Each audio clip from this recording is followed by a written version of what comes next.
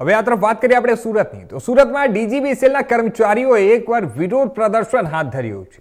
જો આપણે વાત કરીએ તો અમરોલી અને પાલનપુર વિસ્તારમાં ચાલી રહેલા કામ દરમિયાન ત્યાં અકસ્માતમાં કેટલાક કર્મચારીઓ ઈજાગ્રસ્ત થયા હતા.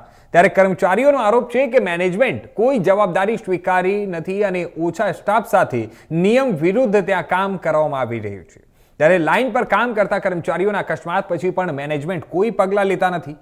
છેલ્લા 24 કલાકમાં 2 અકસ્માતોની ઘટનાઓના કારણે રાંદેર અને ઓલપાડ ડિવિઝનની ટીમો વેસુ ઓફિસ પર એકત્ર થઈ અને વિરોધ નોંધાવી રહી છે.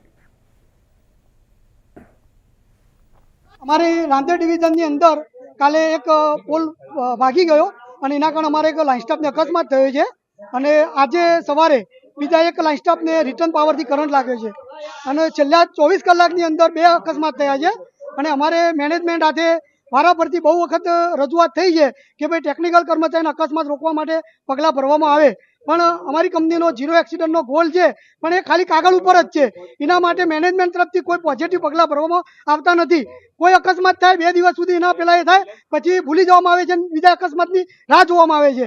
જ્યારે આજે કોઈ કરંટથી કોઈ જાનવર કોઈ કૂતરું બિલાડું અકસ્માતથી મરતું હતું એ જોઈને મેનેજમેન્ટે બહુ પગલાં ભર્યા.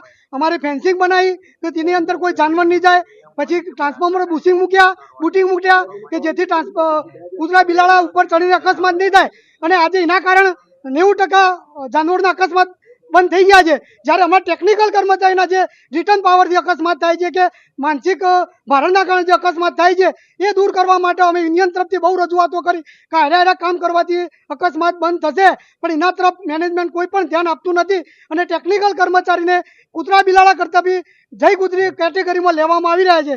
અને આજે અમારો સ્ટાફ દિવસે ને દિવસે ગ્રાહક કન્ઝ્યુમર વધતા છે, એમની અપેક્ષાઓ અમારા ઉપર લાઇટની વધતી છે, લેકિન અમારો સ્ટાફ ઘટાડવામાં આવે છે. ફાયરની અંદર વર્ષની અંદર એક જ જો ફાયરનો કોલ આવતો હોય તો બી એનો સ્ટાફ ઘટાડવામાં નથી આવતો. જ્યારે અમે 24 કલાક અમારું કામ કરતા છે તો બી રાંદેરની અંદર કામ નથી કરીને અમારી 16 પોસ્ટોને ડાયવર્ટ કરી દેવામાં આવી છે.